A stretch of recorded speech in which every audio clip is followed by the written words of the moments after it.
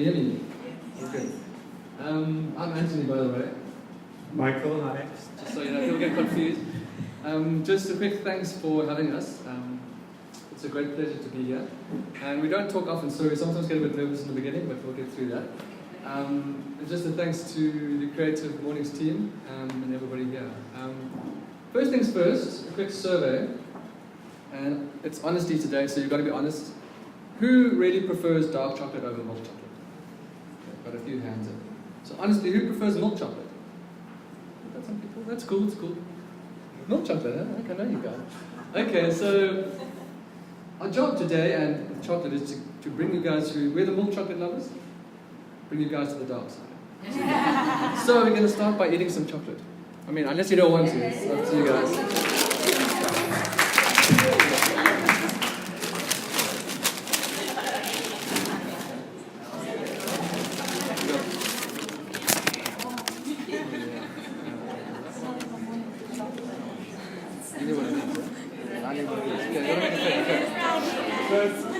Honestly, guys, so you take a piece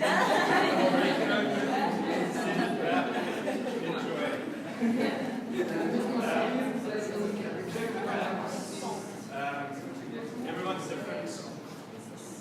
Sure, let us know your favorites. And share around. So if you don't like it, it's okay, but we love it, and that's the most important thing. But another quick question, how many of you have actually had honest chocolate before? Okay, who's never had honest chocolate before in their life? Okay, cool, so we've got some new people. So we'll talk to you afterwards to see if you like it or not. So honest chocolates, what we're going to talk about is a bit about the story. So how did it start, where we are today, how did we get here? A bit about how we make the chocolate. So from the farm, Michael will talk about that, from the farm, where we get our beans from, how we make it, and why we make it like we do, and why we choose the beans we do, and how we operate. And we'll talk a bit about this chain of positivity that Philip mentioned earlier. So that's sort of internal statement that we try and work by and live by. And we'll talk a bit more about that, and it fits with the honesty theme. And then we'll talk a bit about a few other things about new ventures and packaging and the creative side as well. But the question, where did it all begin? So it began with this, can you see that? That's life size, bonbon chocolate. That was the very first thing we ever made at home. So that is a little bonbon. Has anybody had the bonbons? The little truffles? So they're still a winning thing. So back in 2009, there we go, you can see it better now. So why did we start Honest Chocolate? 2009, Michael was in London, I was in Cape Town, and we've been friends for years, by the way, before Honest Chocolate. So we both started changing our diets around about then to sort of cut out dairy and sugar and all the bad stuff. And we wanted chocolate. And we couldn't find a decent chocolate. It was healthy and delicious and dark. So we started making some chocolate for ourselves at home. And the inside of that, can you see that delicious soft inside? That's the prelude. We started making that at home. Respectively, Michael in London, myself in Cape Town. And that's that coconut oil, cocoa powder, agave, and vanilla sort of mix. So very basic, like a paste, delicious. So friends and family started like, oh, can you make some for me? Can I have some, please? Make some more. Started making more. People loved it. And then I started making some dark chocolate that goes on the outside as well. This is just at home for fun, dipping the soft inside into the dark chocolate and making this bonbon. And then people just wanted too much from me, so we were like, okay, maybe there's something in this. And we were talking, actually maybe there's a little business in here or some side project we can have fun with. So we started, when Mike came back from the UK, joined up and started sort of producing a bit more. But literally I'm talking about at this stage, it's just myself and Michael in my kitchen at home, making chocolates like one day a week, having fun.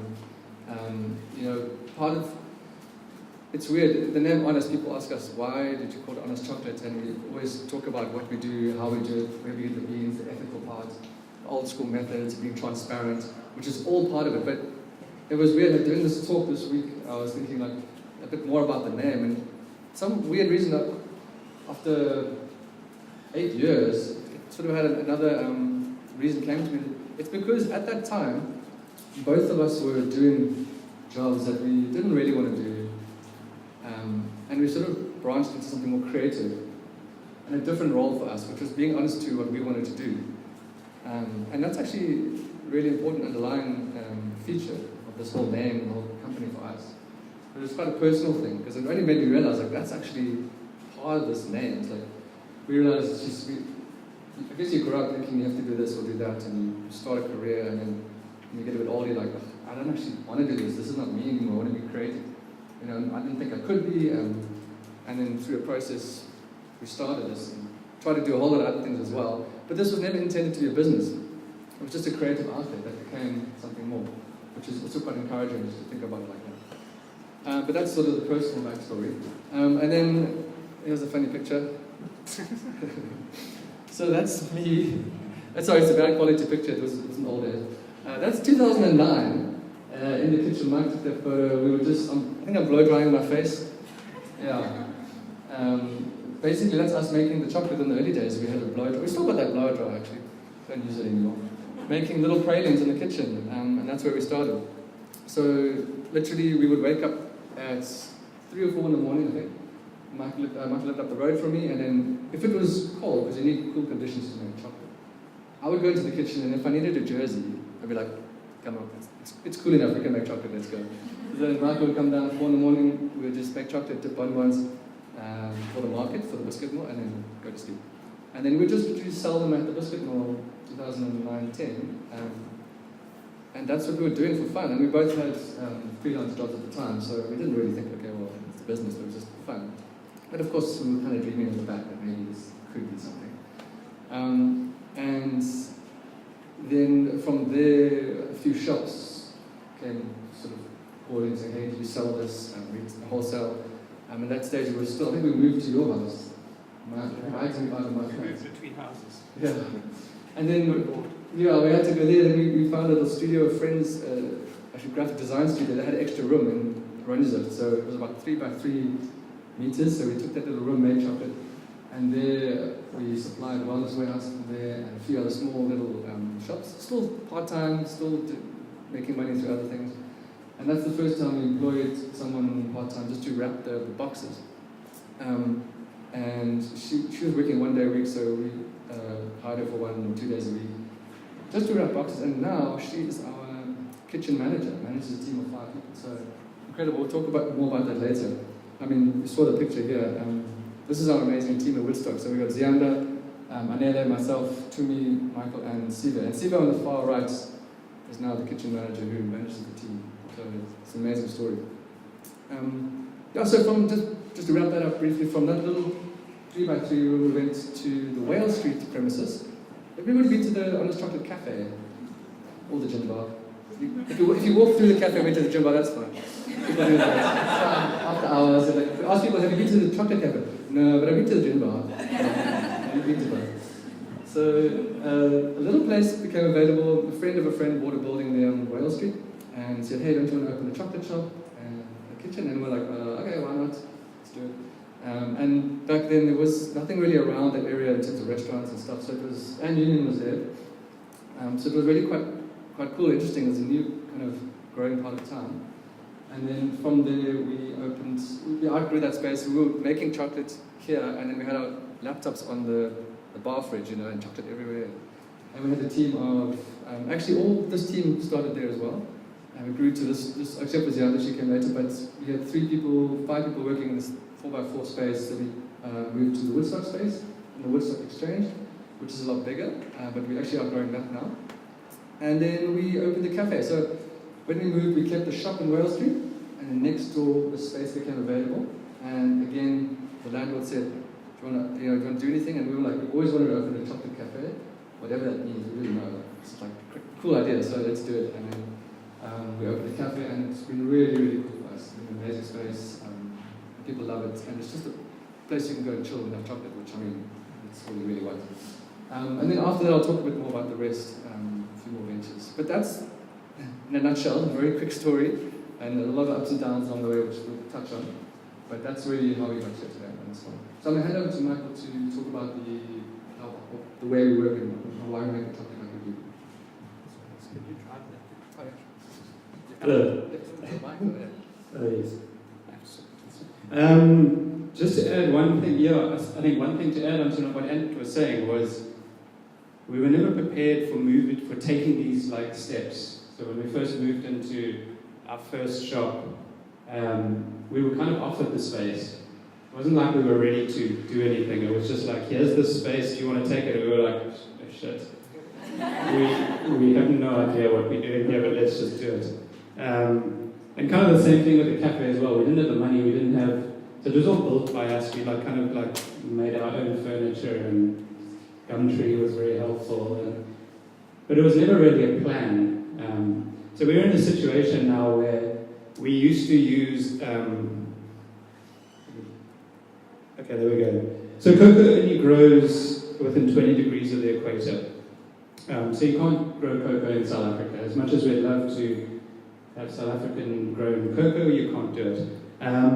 So we used to use a bean from Ecuador, and the reason was because we knew where it came from, and it was readily available for us in small scale, and we knew the farmers were getting paid a fair wage, etc. So we're in a situation, I'm going to skip to where we are now, because we're in a very exciting phase where we're now getting from Tanzania. So this is me seeing a cocoa. As you can see, I'm very excited for seeing a cocoa pod for the first time in my life. But this is the farm. I was very lucky to go and visit the farm last year in Tanzania. It involves a flight to Dar es Salaam and then a kind of 14-hour crazy drive through Tanzania to get to a little place called Mbingu. And yeah, it's amazing. So we went with a couple of American chocolate makers who are quite Dandelion chocolate and Parliament chocolate.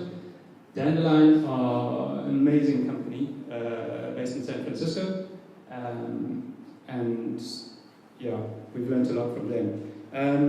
So we had this incredible welcome when we arrived. This is basically that building in the background is their office.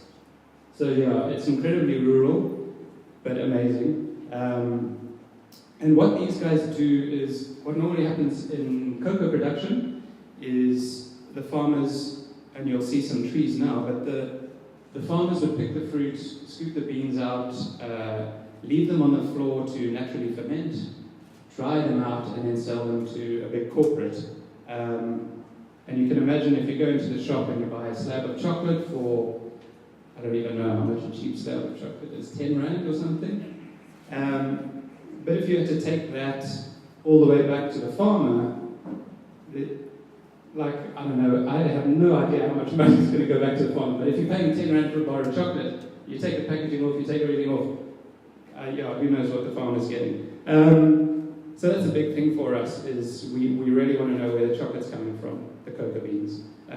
So what these guys have done, Cocoa Camilli, is they are a fermentary. So they ferment the beans, they control the fermentation process, which is amazing for flavor profiles. So what they do is they will buy what is called wet beans from the farmer. So the farmer picks the fruit, scoops the beans out, and then sells it directly to the fermentary. And the fermentary pays more to the farmer than they were getting for doing all the work as well. So they are paying 30% more than anyone else in Tanzania. And it means we get an amazing cocoa bean that we can then work with. So we're going to run out of time like this, I'm sure. So I'm going to rush through this production line very quickly.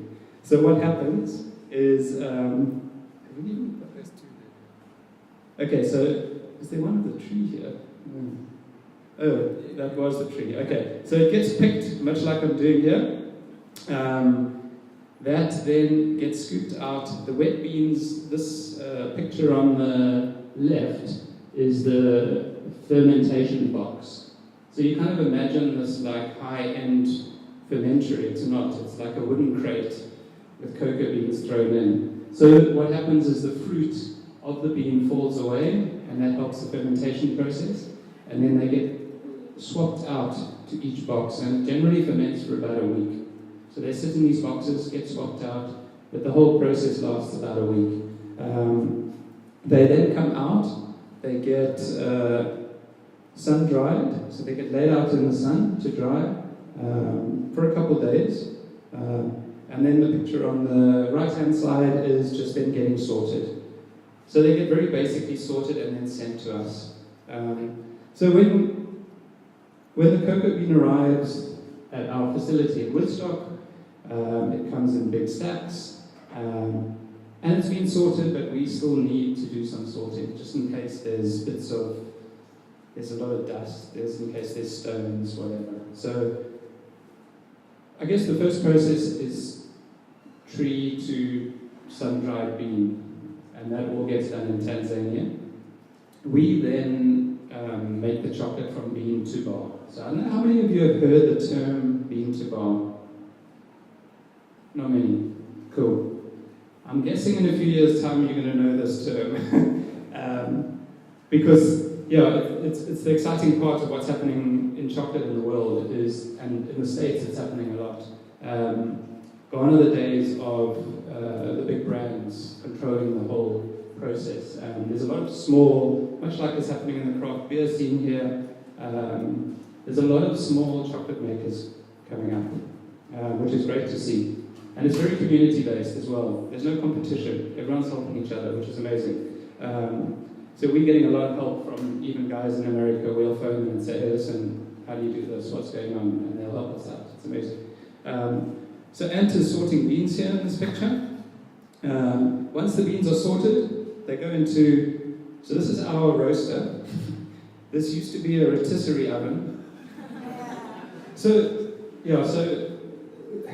I guess I can, so the biggest thing and we'll probably get back onto this, but our biggest issue starting a small business here is working capital. Like, we literally, for a roast, it costs a hell of a lot of money. And if you speak to anyone who roasts coffee, you'll understand. So we found this rotisserie oven, and we got a drum built. So the rotisserie oven is now a drum roaster for cocoa beans. But it works pretty well. Apart from the fact that the fan's now broken, it has to be kick-started with your finger. But it's working. So it gets roasted. After roasting, where was that picture? So I'm going to go back to this picture. On this picture, on the left-hand side, you can see some funny contraption with black pipes and stuff. So that's something else we built, and it's attached to a vacuum cleaner. So if you ever know a Woodstock shop, come by and we'll show you how this thing works, because it's quite amazing. So basically, nothing goes into the vacuum cleaner, so don't worry about cleanliness. But basically what happens is we roast the beans, we then crack them, and then they go through this winnowing machine. So the winnowing machine, what it does, we've got some beans actually, this is probably a good time to pass these around. So just grab a bean, you can break it, don't eat the shell. You can eat the shell, yeah, true. And you don't have to eat the whole thing. So these are cocoa beans. So what we need to do now is, once it's roasted, these are roasted cocoa beans, is break it open and separate the shell and the nib, the cocoa bean in the center. What we want is that centerpiece. So we built this winnower which separates the husk and the actual bean. So once that happens, we're left with just the cocoa bean. And you'll see from these beans going around, you can eat the cocoa bean.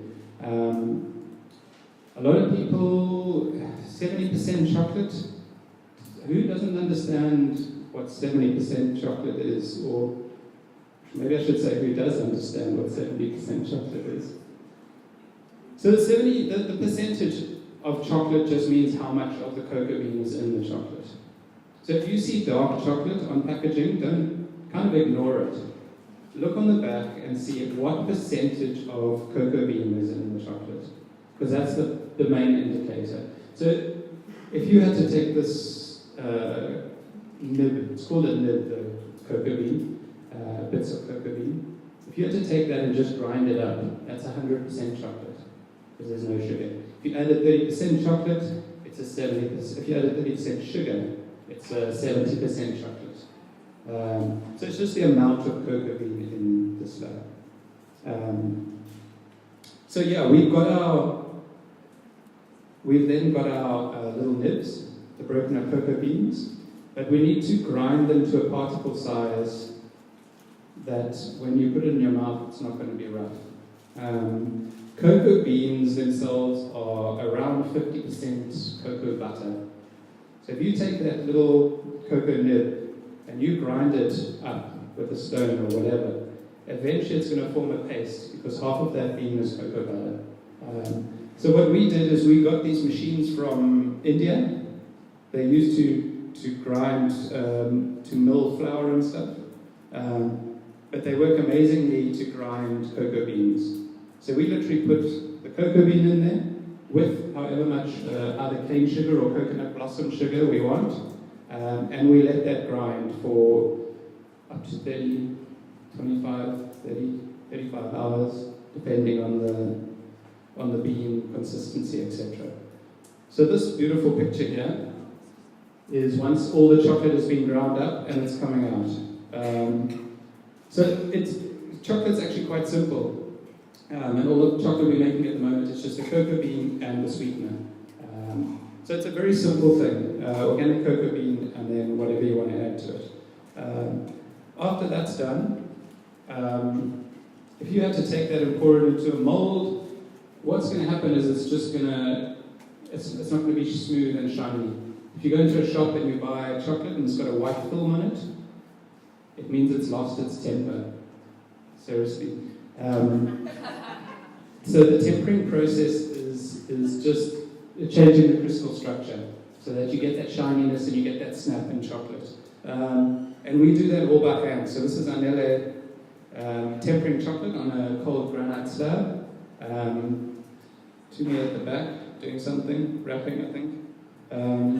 But yeah, that's the entire process. So we're very excited that we now can make chocolate from bean to bar. We know exactly where our beans come from. And we're in a very exciting time at the moment. And along with this came our new packaging. So how many of you know us for a while, from our illustrated range of... So you'll remember us from these beautiful illustrations that we did. And then we moved away from that. And a few people were like, oh, what are you guys doing? We missed those things. So this is our new range. We love those chocolates, by the way. Still going around. They're done. So yeah, we realized we just needed to stand out a bit more. On the shelves, on retail shelves, this whole business process is quite a learning curve. And although we basically do what we want, because that's the beauty of owning your own businesses, you can do what you want. You also have to try and make sales so you can keep doing what you want. So we did decide that we need to stand out a bit more on the shelves, and for that reason we've gone along with this packaging. We love it. But we're not to show this trick, obviously. So we are bringing back the illustrated range. And this is just a little sneak peek of what it's going to start looking like. So if you're around on first Thursday, pop by to the cafe, and we're going to be launching this. Nobody has seen this actually, guys. Yeah, this is new.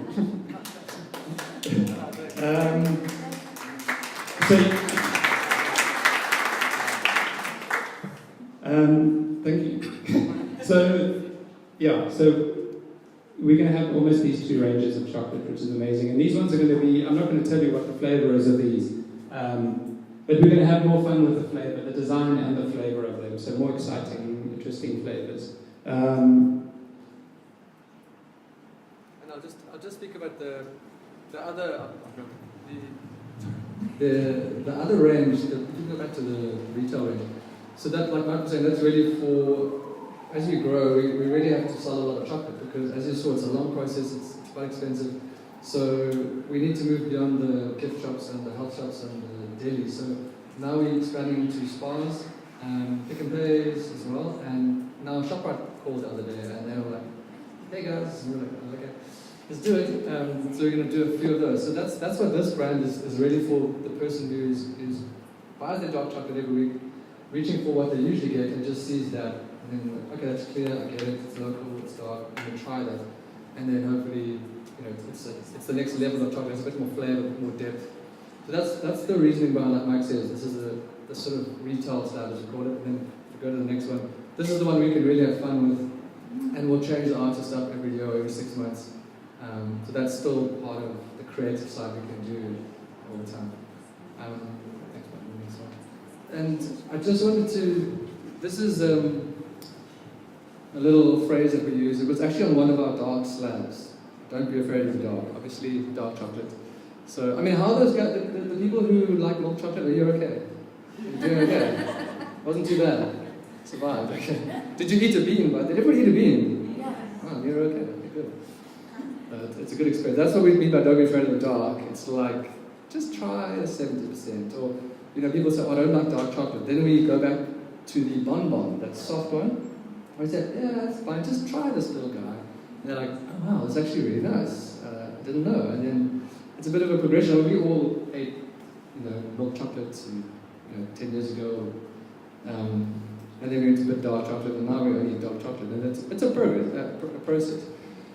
But this phrase is not only about the chocolate, obviously. It's a bit more than that. And I guess also being creators and some people self-employed and freelancing, and even if you work in a company, it's about taking a step beyond what you normally do. And for us, Honest Chocolate was that step, the first step of like, okay, let's just do it. And it feels good, it feels right, we don't know what's going to happen. And we did it. And it's taken quite a few years to get where we are, but that's kind of our motto. So it's about the chocolate, but it's also about trying not to be afraid. We always are afraid of things, but trying to go beyond it. And one of the ways Mike mentioned that was, in business terms anyway, is to open the cafe. And that's just a little shot of the inside of the cafe. That was one of those leaps where we were like, okay, let's do it. And it turned out pretty good. And then the next leap was the gin bar. So just to be clear, it's myself and Michael, and then 2 other friends. Together we opened the gin bar, which was amazing, and it's done so well. And then the next leap was a place called Marrow, which is a very small craft bar, which we still have a small share in. And the next leap was the Botanical Bar, which is our latest little place. And this is a really special little bar, just about a block away from the cafe in Market Street, where we experiment with South African botanicals in drinks and food. So all about local, and we only sell local craft liquor. So that's kind of that don't be afraid of the dark thing. And sometimes now we realize, okay, we should probably be more afraid of the business terms, because we're at the place now where we've taken on a lot, and we realize, okay, sure, we've got to stop and just consolidate and do less better, you know what I mean? So we've learned some lessons along the way, and although everything is good, it's just overwhelming sometimes, and we really got to take a step back and say, let's focus on this now and focus on that now. Otherwise, it's like burnout. But the last thing we want to talk about here is this phrase, which really ties into the whole talk. And for us, it's more like an internal saying that we all want to live by. It's not really something we put out. We do put it out on our social media, but it's kind of obvious what it means: a chain, a positivity, the supply chain, all the different links that we have in our business and personal life. So, like Michael was talking about the farm where we get it from, so that has to be a positive link for us. If we're doing something that's negative in that sense, it's going to come through. We just don't want that to be part of our ecosystem, I guess. And then suppliers and staff as well, and customers and ourselves, and trying to have a positive link on all those links. But it's not always easy, and I think the name comes back to this. So the name is also like a check for us. So we're like, oh, should we do this? And we're like, no, that sounds It's not very honest. It's not very honest. We can't really do that because we've got this name we have to live up to, so it's quite good as well.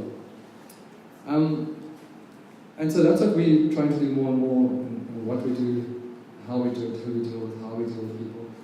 But I don't know how much time we have. The last sort of thing we wanted to talk about is we talk about honesty and about being honest with yourself and trying to do what you want to do. And that's been a few years of discovering that and being honest in the chain of positivity. Now, where we find ourselves, actually before I go there, I just wanted to talk about one thing that's in honesty, and to be very honest about this whole process. It looks so great. People often go, oh, you guys are doing so well, you have all these shops. I see it on social media and we're like, it is amazing, but it's not easy. Like, it's been really tough and really hard. And we don't make a lot of money because everything goes back into the company. And as you see, you need to buy beans from Tanzania and you need to buy 2 months in advance. So you make some money and it goes. So it's hard. It looks cool. Yeah, we had this vision of when we first started, and it was like, this is amazing, we're doing this in our little room here, and there's 2 of us, and we're able to make a little money from this, and we were like, shit, this is incredible, we can hire loads of people, and just like employ like 100 people doing this, and we're going to make money, and we're going to give jobs, and whatever, and it's going to be amazing, and then like, whoa, like a year into it, it's like, okay, this is business, this is like real time. And for me, I always had a big negative about corporates and being too big and money, and it was always like, okay, I don't want to go there, but you kind of also realize that if you've got the money, you can then start using it for something. It doesn't have to be you employing someone or creating jobs or something, it can be something else. So it's just part of the learning curve that we're realizing at the moment. Yeah, exactly. We're like trying to get our head around the bigger we get, the more good we can do. You know, the more beans we can buy ethically, that's great. That changes the industry. So that's been an ongoing growth, but it's not all been that pretty and that easy. So we still have to get to a point where we're like, cool, we're earning a salary that we're happy with, and we can pay our staff even more, and we can do more than we do now. But as a small business, balancing that like cash flow with all the other stuff has been a real challenge. But it's amazing. It's amazing.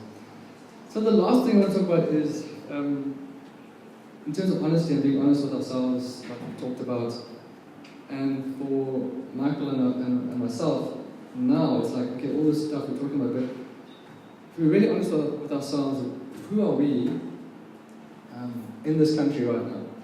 So we are two white males who own business in Cape Town, in a country where there's a lot of people who don't have access to what we have access to. Okay, so we come from middle class backgrounds, we've had access to so much. So we have privilege, and we have to acknowledge that. Even though we're a small business and we're struggling, day to day, what can we do in our context?